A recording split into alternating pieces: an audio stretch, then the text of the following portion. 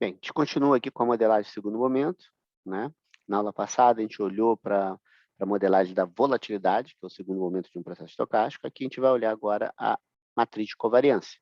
Então, a gente vai estar olhando para diversos ativos ao mesmo tempo e tentando estimar a matriz de covariância entre esses retornos desses ativos. Tá? E a gente vai seguir um caminho um pouquinho diferente do que eu fiz na passada, né? Na passada, eu comecei lá com os modelos tradicionais, comecei com Garst, bem devagarzinho, e depois fui falar mais do estado da arte, né? Onde a gente pega modelos em tempo contínuo, seja com saltos, seja com, com erros de microestrutura, né? E a partir daí a gente vai tentar estimar qual é a volatilidade realizada dentro do dia, né? A variância integrada dentro do dia.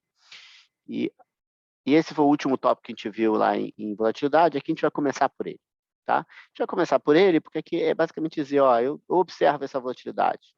Eu vou dizer que esse estimador é tão bom que eu posso dizer que eu estou quase que observando realmente a volatilidade e vou trabalhar com um modelo tipo vetor autorregressivo para essas volatilidades que eu observo.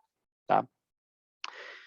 É perfeito? Não, não é perfeito. Dá uma boa ideia, mas não é perfeito por dois motivos. Um, porque a volatilidade realizada ela não é observável, né? Então a gente está tratando como se fosse observável, mas ela não é, e esse erro de estimação, né, pode causar problemas, esse é o ponto um. E o ponto 2 é um problema que aqui eu vou estar olhando só para volatilidades realizadas e não estou olhando para as covariâncias também. Tá? Depois eu falo de como tratar essas covariâncias também.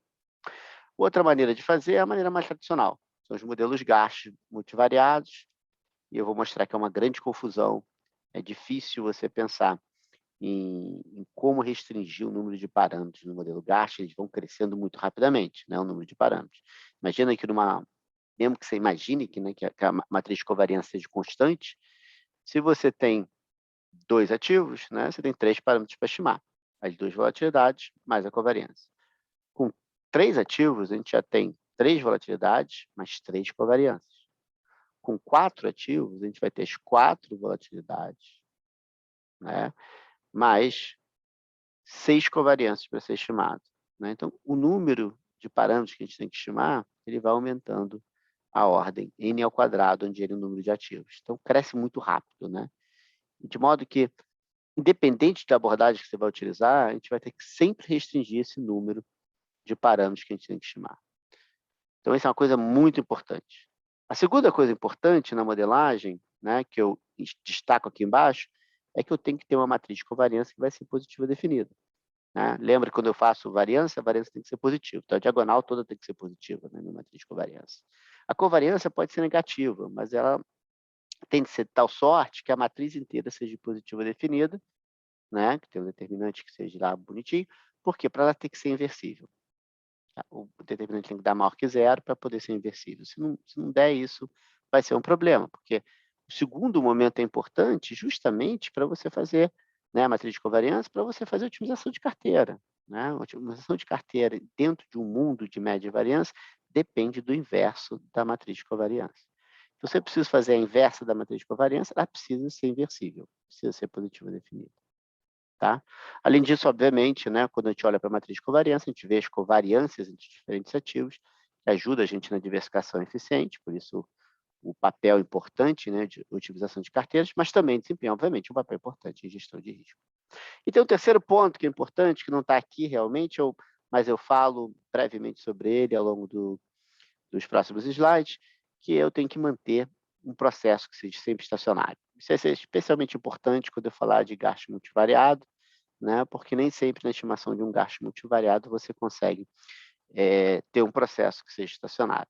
Agora, se o processo é não estacionário, você entra em mil e um problemas de otimização, né? De otimização numérica, você passa a não confiar mais na tua teoria assintótica, você não sabe se aquilo converge, se não converge, se o estimador é consistente ou não. Então, a gente não quer ter esse tipo de problema, então é importante a gente manter o modelo sempre estacionário. Então, vamos começar com a volatilidade realizada. Né? A gente olhou lá a volatilidade realizada e eu estou aqui para simplificar, estou assumindo que não tem nenhum salto, nenhum erro de microestrutura. Então, o que eu pego? Eu pego o meu estimador de variância realizada, né, o RV aqui, que ele é basicamente o quê? Eu somo os retornos ao quadrados, retornos intradiários ao quadrados dentro de um dia. tá bom? Aqui pode ser minuto por minuto, segundo por segundo, 10 segundos por 10 segundos, 5 minutos por 5 minutos, o que seja. Dado que eu estou assumindo que não tem ruído de microestrutura, você pode imaginar que tem 5 minutos, a cada 5 minutos eu estou fazendo essa amostragem do preço e calculo esse retorno e calculo a volatilidade, ou a variância, no caso aqui, realizada. Esse cara aqui converge quando o número de observações intradiárias vai para infinito, ou seja, é como se eu estivesse pegando meu intervalo de tempo e jogando ele para o contínuo, né? O intervalo de tempo entre uma amostragem e outra, né? O que eu estou fazendo aqui é basicamente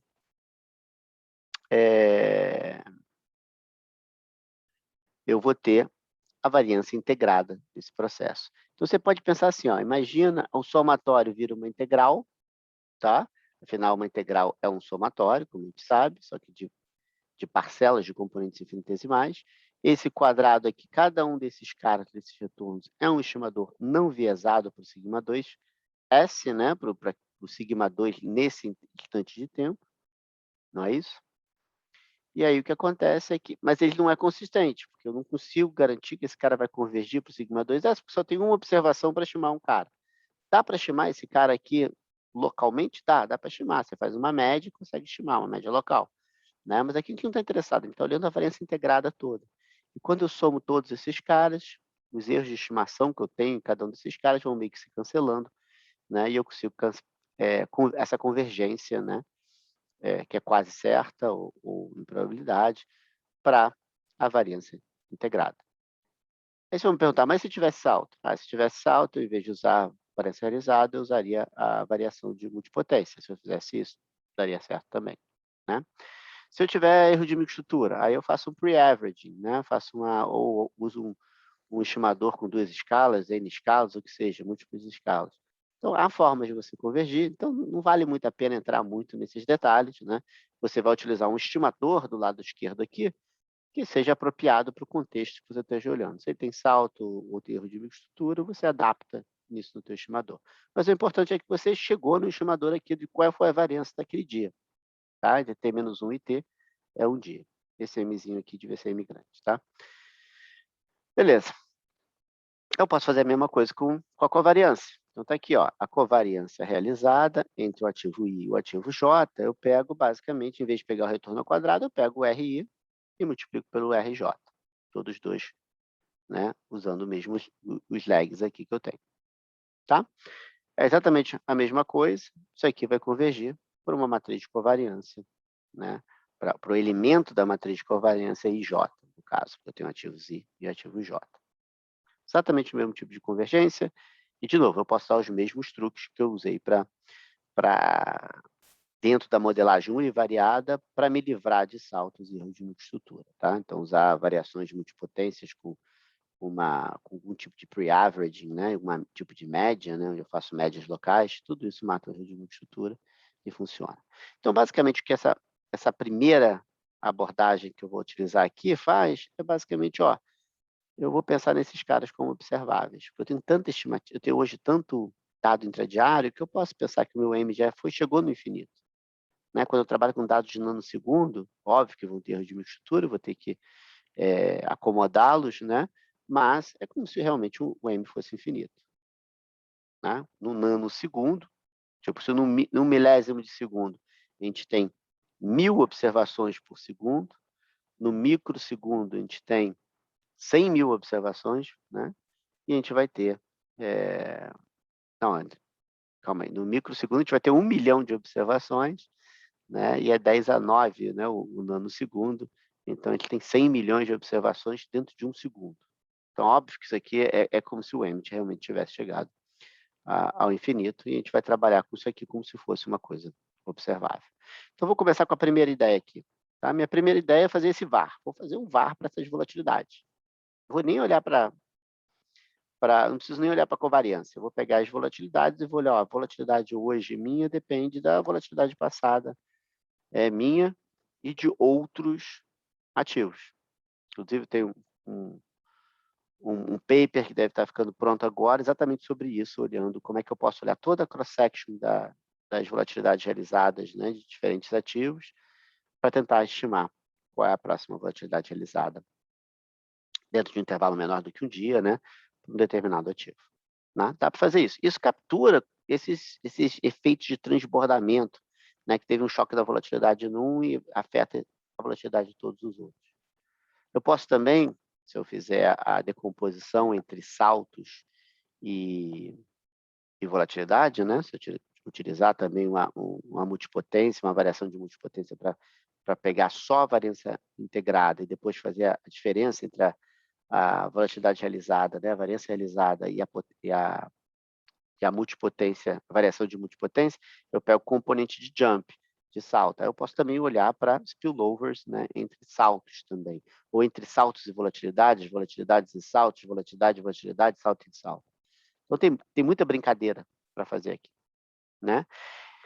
Só que essas volatilidades realizadas, né, a volatilidade a gente sabe que é um negócio super persistente, né? Tem uma memória quase que longa, né? Então tem muita gente que gosta, por exemplo, de usar integração fracionária. Eu acho uma mega de uma complicação. E tem um jeito super simples de você resolver esse problema de memória longa e de persistência, que é basicamente fazer essa especificação que a gente chama de autorregressivo heterogêneo. Tá? Então, repara aqui, ó, minha volatilidade realizada tem uma constante, mais a volatilidade realizada passada. Isso aqui você pode pensar num vetor, né, de volatilidade, de variâncias realizadas, né? Podia ser em log também, para garantir a positividade dessa variância realizada, nenhum problema. Em geral, até funciona melhor. E aí você vai ter aqui, ó, a variância passada do teu próprio ativo e dos outros ativos. E aqui você tem esse RV barra 5. O que ele está dizendo aqui? Ele está pegando a média da variância realizada dentro de uma semana, os últimos 5 dias. Tem os 5 dias de negociação, né? Não pega na última semana. Mas a volatilidade realizada média nos últimos 10 dias, nas últimas 2 semanas, e a volatilidade realizada no último mês. Aí eu pego aqui 22. Dá certinho 2 semanas, 1 semana e 1 mês? Não, não dá, porque tem mês que vai ter 21 dias, tem mês que vai ter 20, vai ter mês que vai ter 23, né? Mas eu acho que dá uma ideia bem razoável desses componentes diário, semanal, bissemanal, quinzenal, né? E mensal.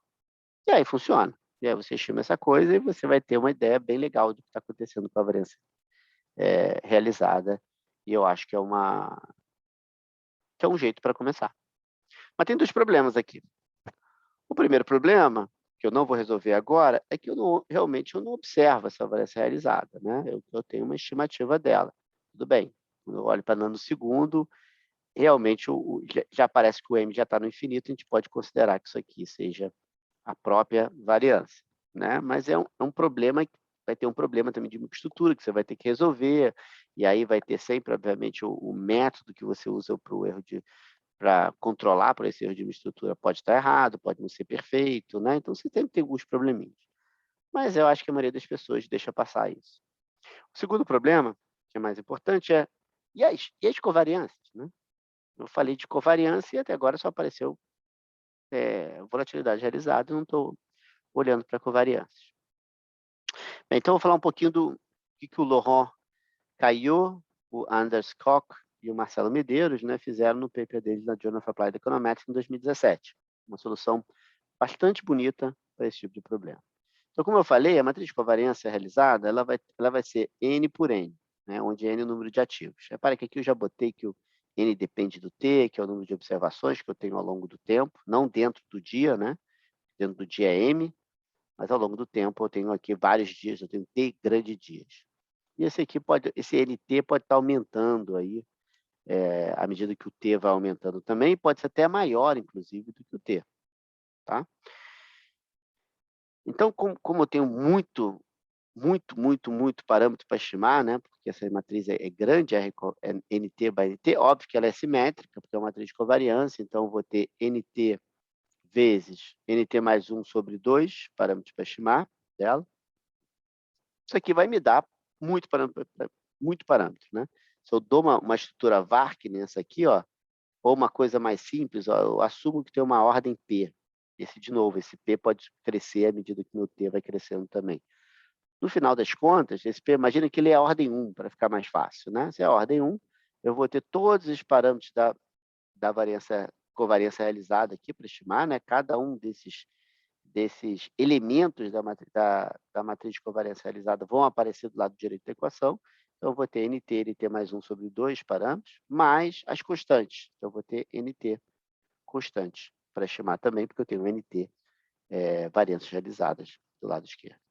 Então, é parâmetro para burro. Se eu começo a botar mais de um lag, então aqui no caso eu tenho 4 diferentes lags, apesar de ter a estrutura de defasagem ser meio esquisita, né? Porque tem essas médias de 5, 10 e 22 dias.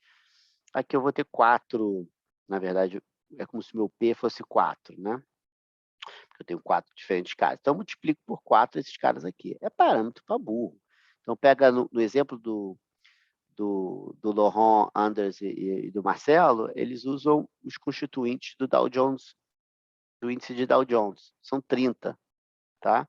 Com 30 constituintes, e eles usam uma ordem dependente até 10, então eles usam para lags, defasagem 1, 2, 3, 4, 5, até lag 10, eu tenho 4.650 covariadas do lado direito.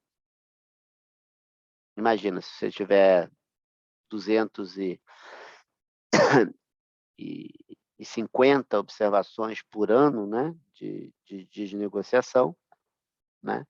Eu preciso de 20 anos de dado para ter 5.000 observações e passar um pouquinho aqui, ó, 19 anos de dados para conseguir ter mais observações que covariadas. Então, isso aqui já indica que, e dado que também é um paper do Marcelo Medeiros, né, vocês já sabem qual vai ser a solução. Vamos regularizar, né? Vamos encolher esses parâmetros para zero, utilizando alguma coisa tipo laço. Tá? Então, para fazer isso, eu vou reescrever esse modelo, como usando esse operador VEC. O operador VEC ele pega só os parâmetros que eu tenho que estimar. Então, no caso da RCOV, eu ignoro todos aqueles parâmetros que são simétricos, né? A parte superior do triângulo superior da matriz de covariância, ele vai ser igual à do triângulo inferior, então só preciso considerar um. Então, no caso aqui, eu pego a diagonal mais o triângulo inferior. E aí coloco essa estrutura VAR aqui, que nem eu disse, ó, com uma ordem PT. Dá para fazer como heterogeneous, autorregressivo heterogêneo? Dá para fazer também, não tem problema nenhum. Tá bom? E aqui a gente sabe que o número de parâmetros está aumentando quadraticamente, né, com N. Está aqui, ó, quadrático, NT vezes NT. Está aqui o quadrático. Tá bom? Então, a gente sabe que números quadrados ordinários não vai conseguir funcionar, não vai conseguir estimar esse negócio, então a gente precisa usar a regularização. E aí, no paper do Caio, Koch e Medeiros, eles usam laço. Não poderia ser a da laço, podia ser a ElasticNet, podia ser qualquer outro estimador que impõe esparsidade. Não sei se chegaram a ver no módulo Bayesiano, mas o Spike and Slab, que é a abordagem de regularização bayesiana, né, que o laço faz parte. Qualquer distribuição que tenha assim, um pico, né, muito forte no zero vai fazer com que você tenha esparsidade nos seus parâmetros. No paper do Laurent e do Anders e do Marcelo, eles fazem também uma justificativa para isso. Lembra? Você precisa sempre pensar, como é que eu tenho que pensar aqui? Será que todos esses caras importam? Se todos eles importam, para reduzir dimensionalidade, é melhor você utilizar o modelo fatorial. Já vamos falar sobre isso. Né? Porque o modelo fatorial é uma combinação linear desses caras, então todos eles estão importando de algum jeito, mas via apenas esses fatores. E é isso que dá a redução de dimensionalidade. Aqui não, aqui quando eu faço uma aposta na esparsidade, eu estou dizendo, ó, são poucos realmente que estão afetando, os outros não afetam tanto. Então, como é que eles fazem essa justificativa? Eles dizem, cara, quando a gente olha o constituinte, o índice do Dow Jones e olha os constituintes, as ações que são maiores, que algumas delas são super tradicionais, mas algumas delas não são tão ativas hoje em dia. Né? Apesar de serem todas líquidas, talvez não sejam as mais líquidas hoje em dia, porque mudou um pouquinho. Hoje tem muita coisa de tecnologia que impacta muito o mercado. Apple, Microsoft, né? A IBM continua sendo muito líquida, mas Microsoft é uma coisa mais recente, né? E não está lá essa representação do Dow Jones, que quer pegar um pouquinho em todas as indústrias. Né? Então, se você pega essas ações que são mais líquidas, né, mais importantes para o mercado, provavelmente elas têm uma importância, uma relevância maior para a dinâmica desse YT, dessa matriz de covariância. Você pode até não comprar isso, mas certamente o segundo ponto deles vocês vão comprar. Né? Se você pensar na dinâmica intrasectorial, ou seja, dentro de um setor, intrasetorial, ela certamente importa mais do que a dinâmica intersetorial. Então, entre, né, diferentes setores. Um ativo que é do mesmo setor do que o seu, certamente deve ter uma correlação maior. Se for esse o caso, né, você vai ter uma estrutura de bloco, meio que bloco diagonal da tua matriz de covariância, vai ter um monte de zero aparecendo. Tá? E repara que aqui é um pouquinho diferente, a gente não precisa nem ter espacidade na matriz de covariância, o que a gente precisa ter espacidade é nos Bs, tá bom? Nessas matrizes de coeficientes aqui autorregressivos. Então, mesmo que se tenha espacidade nessas matrizes aqui, não necessariamente você vai ter na matriz de covariância. Tá bom? Então, esse é um jeito de fazer. Né? Você vai lá e regulariza e manda bala.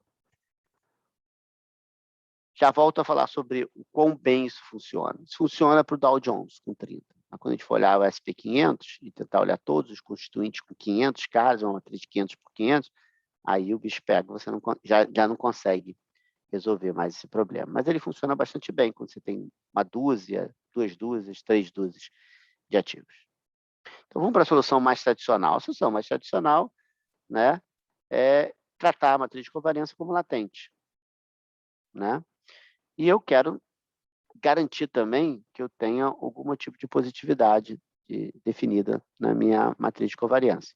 O que eu fiz aqui, eu posso até botar um log aqui, calcular, mas eu não garanto que a matriz inteira seja positiva definida. Tá? Aqui eu garanto, metendo o log em cada um desses volatilidades rezadas, que a volatilidade vai ser positiva, me resolve, mas a matriz de covariância eu não consigo resolver dessa forma, garantindo positividade.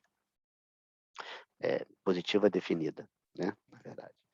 Então, eu vou trabalhar com modelos GAST, que é um modelo tradicional, e vai tentar trabalhar sempre de um jeito onde eu limite o número de parâmetros, que nem eu falei, e mantenha uma matriz de covariância que seja inversível, que seja positiva definida.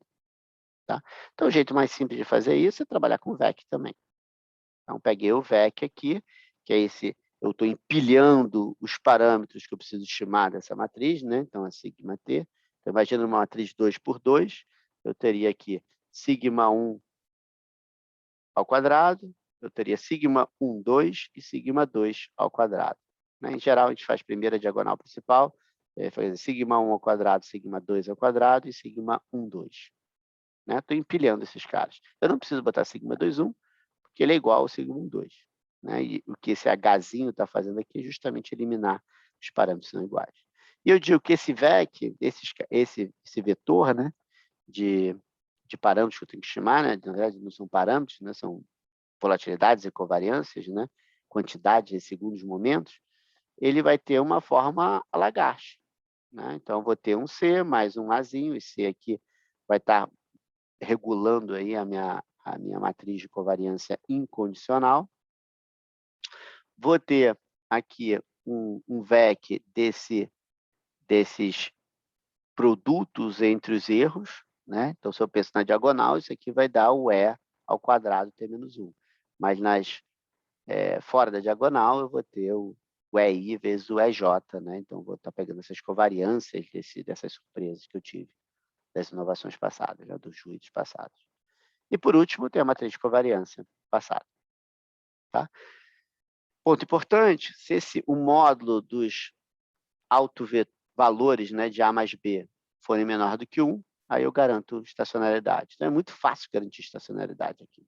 Aqui também, né, bastava que esse B1 aqui, em geral, basta que todos esses Bs aqui sejam menor que 1 também, e você tenha dentro desse modelo autorregressivo, você tenha, obviamente, raízes unitárias, né? Raízes que sejam menores, não sejam unitárias. Né? Então, aqui é mais ou menos a mesma coisa, consigo resolver isso aqui. Qual é o problema? O problema é que tem parâmetro para caramba. Aqui eu continuo andando né? Esse cara aqui tem N mais 1 sobre 2 parâmetros para serem estimados. Aqui, né? Do lado de cá, eu tenho, obviamente, os mesmos N mais 1 sobre 2. Né? Aqui eu tenho...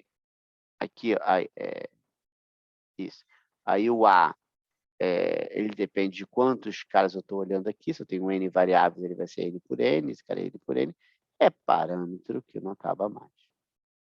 E mais, eu não consigo garantir que essa matriz de covariância aqui, que vai resultar desse estimador, né, latente que eu vou estimar, ela vai ser positiva definida.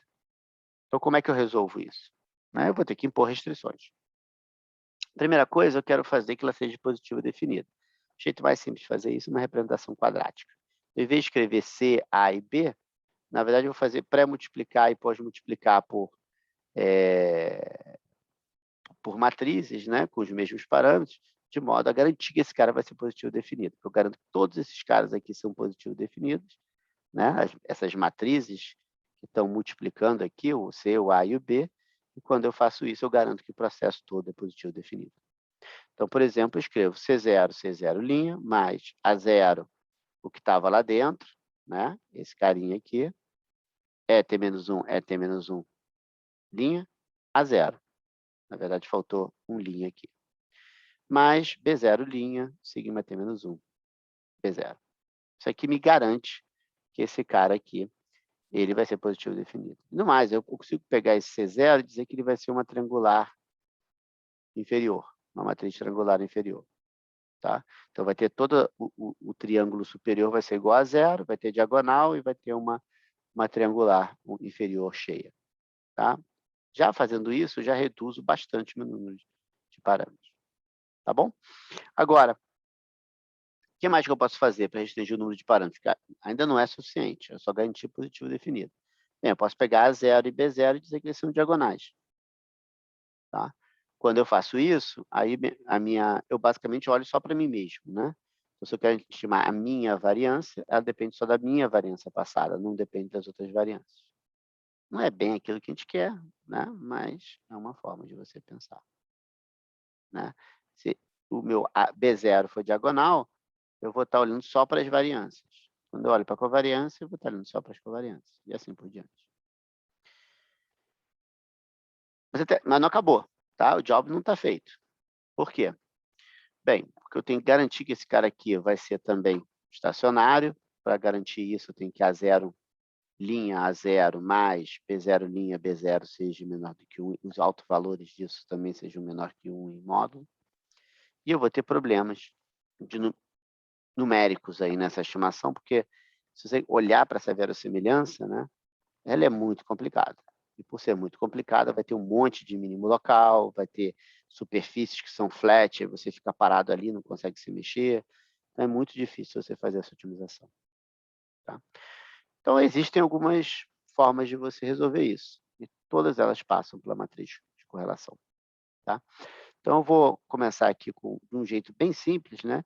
Então, imagina que dt é a diagonal da minha sigma t.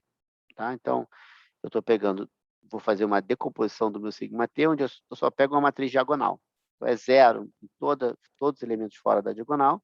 Na diagonal, eu tenho as volatilidades. Não são as variâncias, são a volatilidade. E eu vou ter uma matriz R, né, que vai me dar a matriz de correlação. Tá? Então, como é que eu escrevo a matriz de covariância? Ela é basicamente TT, RT vezes DT. Por isso que eu preciso de volatilidade, né? Como eu estou pré e pós multiplicando por sigma, né? Vai ficar sigma 2, quando eu fizer isso. Então, o RT aqui, ela pode ser uma matriz de correlação condicional, que pode ser constante, ou pode mudar ao longo do tempo, dependendo do modelo que você quer estimar. Se você quer estimar um modelo de correlação condicional constante, o CCC, né? Você assume que RT é igual a R. Se você quer assumir que ele varia ao longo do tempo, a gente vai ter o DCC, o Dynamic Conditional Correlation. Então, a correlação condicional que é dinâmica, ela muda ao longo do tempo. E aí o procedimento em ambos os casos é sempre o mesmo. Eu vou fazer um procedimento de 2 etapas. Primeiro, eu vou estimar essas volatilidades. E aí eu vou usar o quê? GAST. GAST univariado para cada uma delas. Olha quanto que eu reduzi o tamanho do problema, né? Porque agora eu tenho 3 parâmetros só para estimar cada um desses caras. Se eu tenho N caras para estimar, tenho 3 vezes N parâmetros para estimar. Eu não preciso mais, eu não estou condicionando, né? Eu restringir, não é que eu não preciso mais. Eu restringir, né, o tipo de dependência que eu posso ter nessas séries. Eu estou dizendo, ó, toda a dependência entre as diferentes ativos, vai ver a correlação, não vai ver a volatilidade. Tá bom? Então, é isso que eu fiz. E aí eu estimo o meu RT separadamente, vou precisar de um modelo para isso, ou, se for um modelo de correlação condicional constante, eu basicamente pego o meu erro e padronizado e calculo essa matriz de correlação deles. Então, vamos lá. Eu estimo a variância condicional por GARCH, cada uma delas. Então, agora eu tenho o DT chapéu. Aí eu vou padronizar meu erro, né, meu resíduo. Então, eu pego o ET, ele é o quê?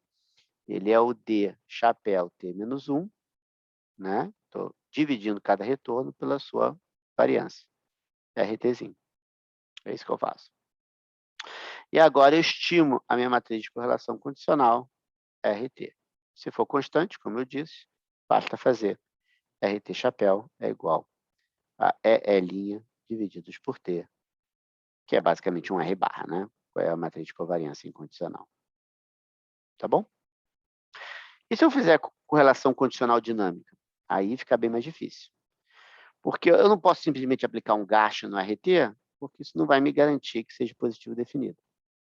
Então, um jeito simples de você garantir positivo definido é decompor a mudança da minha matriz de covariância, de correlação dessa forma. É um ZT, QT, ZT.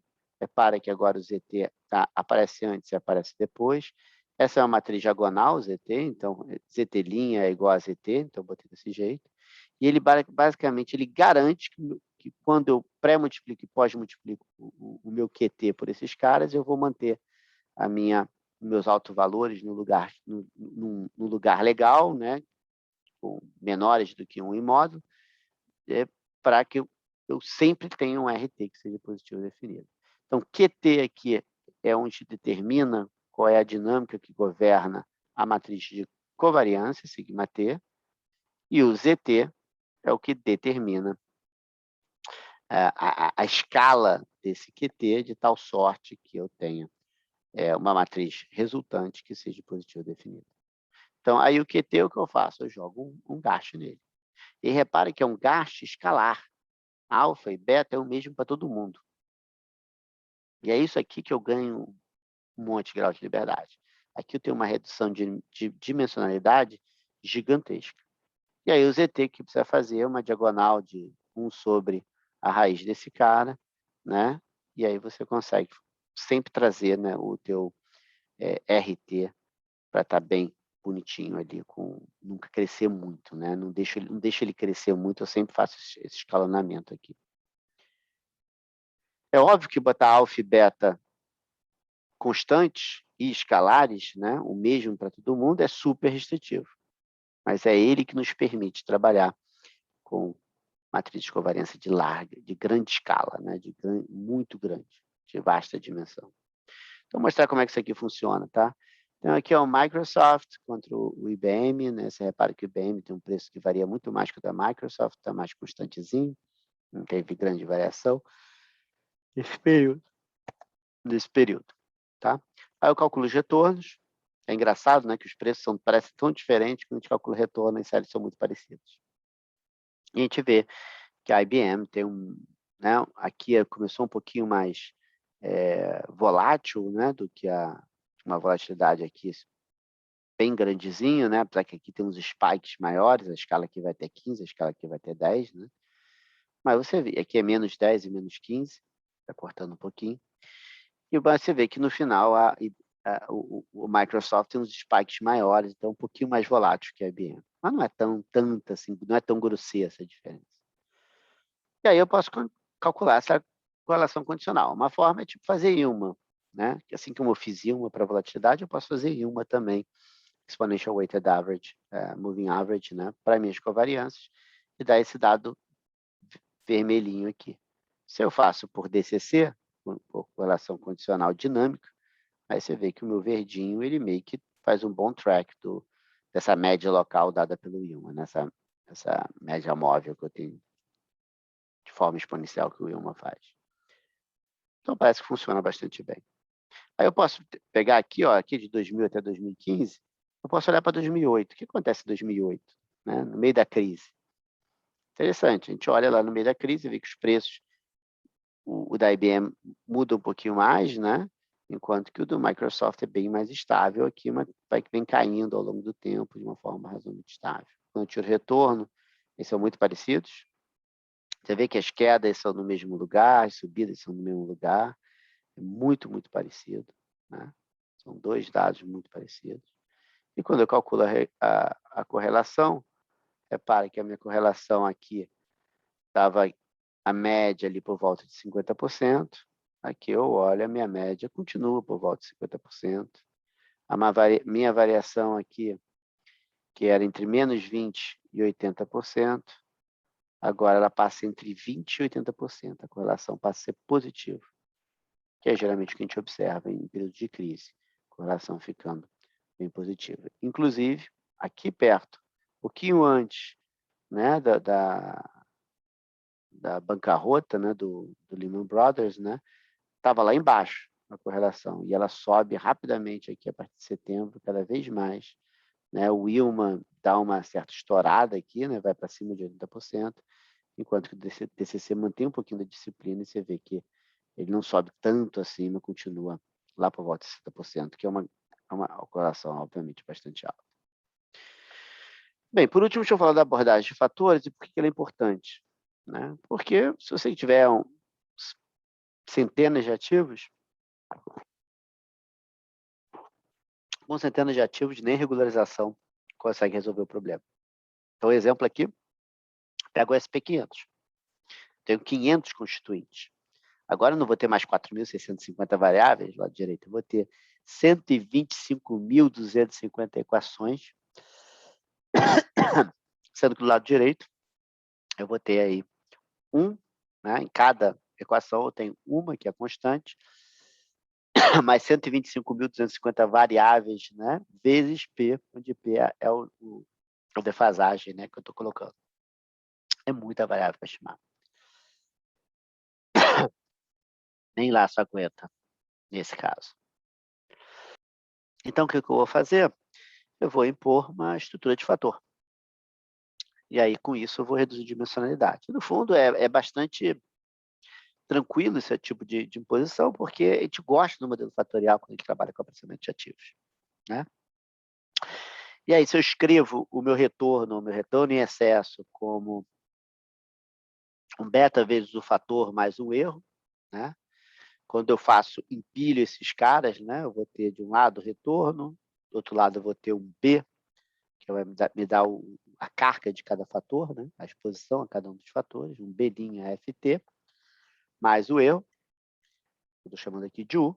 Quando eu tiro a covariância, a matriz da covariância, né, condicional desse cara, eu vou ter sigma T, vai ser igual à carga que eu tenho, BT, linha sigma FT BT, mais sigma U vezes T.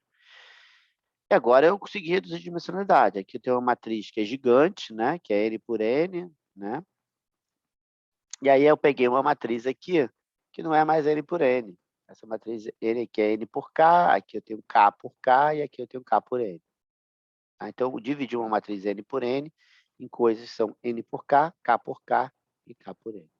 Mais esse carinha aqui é N por N. Só que esse carinha aqui, uma vez que eu tirei os fatores, esse cara aqui provavelmente já não tem muita correlação ali. Então, aqui eu posso até jogar uma coisa simples. Né? Então, como é que eu vou fazer isso? Bem, eu tenho várias opções. Eu posso pegar esse BT e dizer, ó, ele é igual a B, ele é constante, ele não muda ao longo do tempo. Aí ficou mole de estimar. E não é a cada instante do tempo que eu tenho que estimar esse BT. Eu posso dizer que ele é constante, então eu vou ter N vezes K parâmetros para estimar, mas é tranquilo. Esse carinha aqui dos fatores, eu posso pensar que esses fatores são ortogonais. Né? Em geral, quando se faz com o componente principal, é isso que você tem. Se eles forem ortogonais, melhor ainda. Eu faço gasto univariado. Para cada fator eu tenho um gasto. Né? Esse é o modelo Factor Gauss. Ou eu posso pensar que esses caras vêm de combinações lineares dos ativos. Né? O componente principal, por acaso, é um deles. Né? Mas você pode pensar no modelo de forma frente, que no fundo você está pegando combinação linear de retorno de ativos. Né? E aí o que você precisa é que se esses caras não tiverem muita correlação entre si, né, você consegue fazer um GAST multivariado e um DCC, o mesmo CCC vai funcionar aqui direitinho. E, por último, tem os antissocráticos. Esse cara é antissocrático, ele não deve ter muita correlação. Se ele não tem muita correlação, posso simplesmente colocar um GAST para esse cara, e univariado para cada um dos U's, e foi. Não gostei só do GAST univariado para cada um, a gente bota um GAST mais completinho e dá uma regularizada boa para fazer com que tudo que não seja zero, tudo que não esteja ajudando muito na estimativa dessa matriz de covariância, eu jogo para zero. Tá? Também dá para fazer isso. Uma outra forma de fazer é o que o Rui Ribeiro, Marcelo Medeiros, com o aluno, com o Diego Brito, fazem no paper recente deles. É trabalhar com o modelo de volatilidade realizada. Então, comecei lá com volatilidade realizada, né? Matriz de covariância realizada, e agora eu volto para ela para fechar. Né? Então, vamos lá. Eu estimo o meu BT utilizando todo o aparato de beta realizado. Né? O que é esse beta, né? Essa carga? O beta ele é basicamente a covariância entre o retorno e o fator divididos pela variância do fator. Mas se eu observo o fator, eu posso estimar essa variância do fator. No caso deles, por exemplo, eles assumem que os fatores são combinações lineares dos meus retornos. Se são combinações lineares do meu retorno, né, eu posso dizer que esse sigma ft vai ser um W' o sigma t vezes o W, onde W é a matriz de ponderação que eu dou para esses caras. Tá bom? Então, como é que eu faço? Eu estimo o meu beta usando os dados realizados, aqui também, né, porque eu consigo estimar o sigma t realizado, isso aqui me é dado. Uma vez que eu tenho esse cara, eu tenho o sigma ft, né, basta você ponderar o sigma ft é exatamente W' sigma t W, onde W é fixo, essa combinação linear de variáveis que eu estou utilizando para criar o fator. Então, achei o sigma t chapéu, eu acho o sigma f t chapéu, a partir daí eu acho quem é o meu B chapéu também, né? E aí eu posso fazer lado esquerdo menos o primeiro termo do lado direito, isso aqui vai ser meu sigma chapéu U de T. Então agora eu tenho os três componentes, né, que eu aproximei eles pelas suas contrapartes realizadas. Agora eu vou fazer uma previsão, né, um modelo preditivo para cada um desses componentes para poder ter uma previsão do meu sigma T mais 1 chapéu. Eles mostram que você fazer essa decomposição tem ganhos. Então, em vez de fazer o modelo do sigma T mais 1 e regredi-lo, né, controlar pelo sigma T ou sigma T menos 1, eles vão olhar para cada um desses caras individualmente, esses três componentes. E, a partir daí, criar uma previsão para o teu sigma T. E eles mostram que isso funciona bastante bem. Em particular, se eu não me engano, o BT eles assumem uma estrutura, uma especificação autorregressiva heterogênea, né, um modelo RAR. O sigma FT, eles basicamente usam o Caillot, Koch e Medeiros, porque agora, como eu estou pegando alguns poucos fatores, eu posso utilizar aquela metodologia de regularização que eu vi lá no início, porque o número de parâmetros não é tão grande. Né? E, por último, para esse carinha aqui, dá para fazer um modelo à la RAR também, dá para fazer uma coisa mais sagaz, como você quiser. Porque ele é bem fácil. A matriz é uma matriz de covariância com muito zero, já relativamente esparsa, porque é um choque antissocrático. Né? Em particular, algumas pessoas gostam de dizer, eu vou impor zero nos elementos fora da diagonal, e aí eu só preciso olhar a volatilidade socrática e fazer um modelo à la AR heterogêneo para ele também. Tá bom? E com isso eu termino essa parte de modelagem de covariância. Próximo vídeo, eu mudo um pouquinho de engrenagem, a gente sai desse modelo de segundo momento e volta para o primeiro momento. A gente vai olhar para preços e para retornos de ativos muito similares ou que fazem parte de uma carteira de arbitragem, para que a gente possa falar um pouquinho de formação de preços. Um grande abraço a todos, eu fico por aqui.